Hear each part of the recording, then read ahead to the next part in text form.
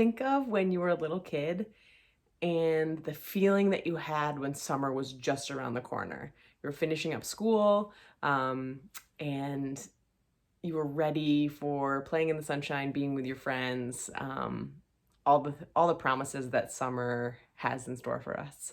I'm Dr. Allison Coffin. I am in private practice and a meditation expert, and I teach busy working moms easy, doable ways to meditate so they can get back to their life and enjoy it with the people that they chose to spend their life with. Today, I want to talk about how to find that youthful joy of summer and how to sprinkle it around throughout the summer season. And I'm going to give you some ways on how to do that. So here we go. So the first things that we're going to do, so you're going to get a journal and write down the 3 typical months of summer. We live in New England, so we're going to go with June, July, and August.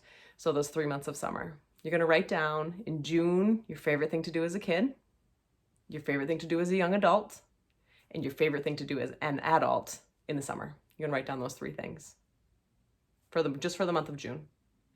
The next thing you're going to write it in July. My favorite things to do. My favorite things to do as a child, my favorite things to do as a young adult, and my favorite things to do as an adult.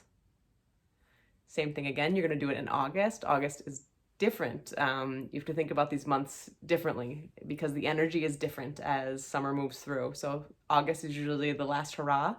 So your favorite things to do in August, your favorite things to do when you were a child, when you were a young adult, and then now when you're an adult mom who works. So you're going to think of those, your 3 favorite things. So now you have your list. In that list, you're going to pick one thing that calls to you that you want to do. So it can be just for you. It can be with your family. It can be with your partner. It can be for work. But you're going to pick one thing that you're going to commit to and do, write it down, put it on your calendar for June. Same thing in July. You're going to pick one of those 3 things. It can be with yourself, with your family, with your coworkers, with your friends. You pick one of those things. You write it down, commit to it for July. And then the next thing you're going to do is in August. So those 3, you have that 3 list, the August list. You're going to pick it, write it down, commit to it, write it down. Now is the time to do this. It's the time to enjoy your life.